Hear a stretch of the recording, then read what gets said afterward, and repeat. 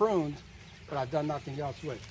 This is the largest tree that I have. I keep cutting it back. I cut about 4 feet off of it this season, but you can see that it's been pruned and it's thin now. It's thinned out. That's what you should try to do that before you wrap it up. Okay. So this is all ready. Then what you do, you take a tree like this, after the leaves have all fallen, and you prune it.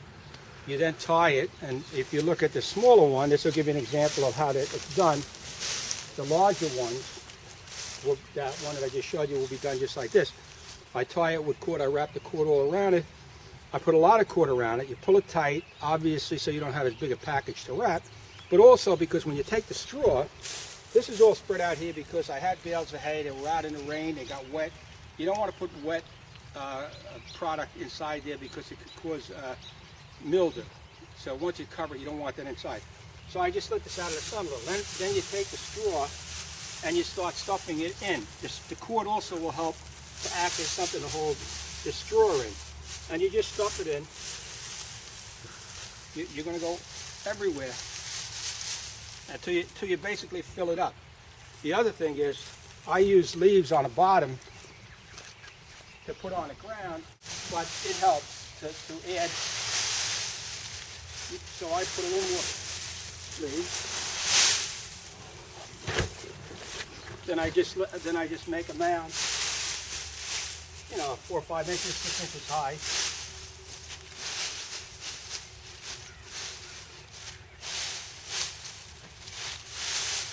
Like that. Then I continue with the straw, and I just keep packing it in.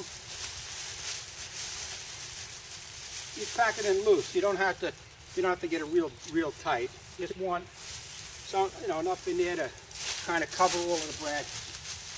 And I'll keep going with that. Then we would go from that, and we take burlap.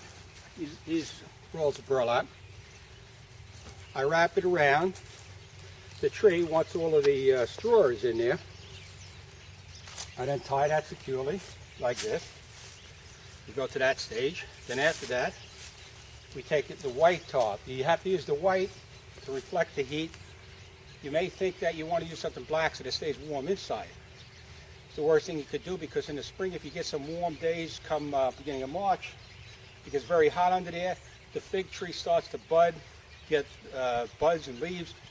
Then you get a cold snap, it gets very cold, you get a frost, it freezes it inside, the buds all die, and you're not going to get any fruit that year, and you may even kill the tree.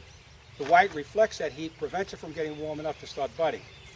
Then around the middle to the end of April, you take this all off, you take the burlap off, you take the straw out, clean it up, open it up, it'll open up by itself. And you should start to get leaves and buds come middle of May, beginning of May. Your fruit, you'll start to see the end of August, right into September, full month of September. According to the type of trees you have, you may even see it into October. I wanted to show you how you prune a fig tree, or for that matter, pretty much any tree. You should look for a bud, and you cut right above the bud, so that in the springtime, when it starts to grow, that bud will shoot up and start to make a branch or a leaf or whatever. And also, you could get the direction that you want the branches to go. If you cut over here, this will start to shoot a new branch up this way. If you were to cut it here, you'll notice another little bud shooting out the bottom. Your branch would start to head in this direction. So consequently, if you want this to start growing out this way as opposed to up, you cut over here, you'll notice there's a bud here, which will start to have the tree shoot out this way here. And that's how you prune it.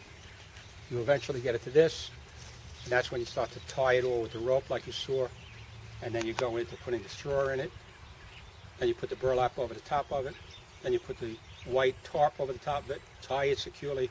Remember, you get a lot of wind in the wintertime. You want to be sure that that doesn't loosen up of the tarp in order to prevent the wind from getting under it. But don't think that just because you have it tied tight, in nor'easters, we get these snowstorms. If you get that heavy wind and snow, it's going to get under it, it's going to cause like a balloon effect, and it's going to start to loosen it all up. You're going to wind up losing it, and then you did it all for nothing. So put a lot of weight on it. That's how you cover a fig tree.